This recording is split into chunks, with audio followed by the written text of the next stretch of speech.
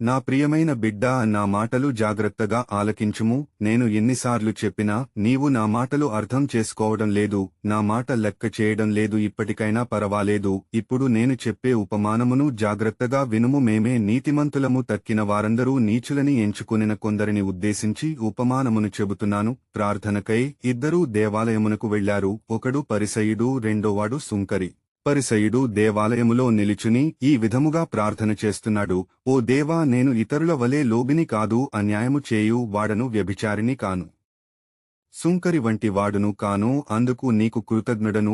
నేను వారమునకు 2 సార్లు ఉపవాసము ఉంటాను, నా ఆదాయము అంతటిలో 10వ వంతు చెల్లించున్నాను అని ప్రార్థించాడు. తరువాత రెండోవాడు సుంకరి దూరముగా నిలుచుండి ఆకాశవైపు కనులెత్తుటకైనను సాహసింపక రొమ్ము బాదుకొనుసు: ఓ దేవా, ఈ పాపాత్ముని కనుకరింపుము అని ప్రార్థించెను.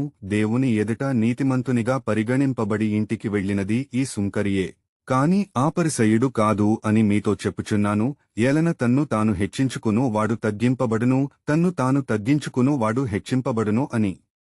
లూకాగారు తన సువార్త యందు 18వ అధ్యాయము 9 నుంచి 14వ వచనము వరకు చాలాసార్లు చదివారు కదా. అలాగే నీవు నా సన్నిధికి దేవాలయమునకు వచ్చినప్పుడు నీ ప్రవర్తన ఎలా ఉందో ఎప్పుడైనా గమనించావా? ఎప్పుడైనా నీ హృదయమందు ఆలోచించావా? నీ ప్రార్థన ఎలా ఉంది? పరిసయ్యుని వలె ఉందా? సుంకరి వలె ఉందా? పరిచయుడు: నేను ప్రతిరోజు దేవాలయానికి వెళుతున్నాను, ఉపవాసము ఉంటున్నాను, దశమ భాగమిస్తున్నాను అని నీవు నీ విషయంలో నీ పనులు ఏ విధముగా ఉన్నాయి? స్వార్థముతో, అసూయతో, పగతో, కక్షతో, చెడు ఆలోచనలతో, చెడు గుణములతో, దురుద్దేశముతో, కుట్రతో, రాలతో నీవు దేవుని సన్నిధిలో నిలబడి ప్రార్థన చేస్తున్నావు. నేను నీ ప్రార్థనను వింటున్నాను అని నీవు ప్రార్థన చేస్తున్నావా? లేదా దేవుడు వినడులే అని నీవు ప్రార్థన చేస్తున్నావా? నేను అందరి ప్రార్థనను వింటున్నాను.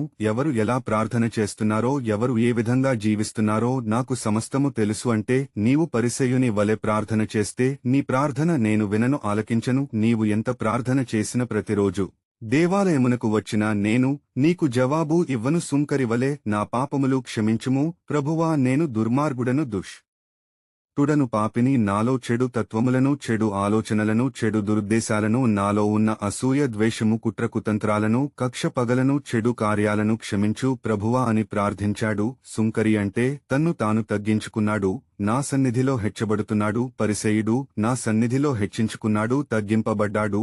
ఇద్దరిలో ఎవరు పరలోక రాజ్యము వెడతారు? నీకు తెలుసు, పరిసయ్యుడు పరలోక రాజ్యము వెళ్ళడు, కాని సుంకరి మాత్రము తప్పనిసరిగా పరలోక రాజ్యము వెడతాడు. నీవు కూడా పరలోక రాజ్యము రావాలంటే ఈ నా మాటలు జాగ్రత్తగా ఆలకించుము, నీవు తప్పక నా రాజ్యములో ఉంటావు. ఆమెన్.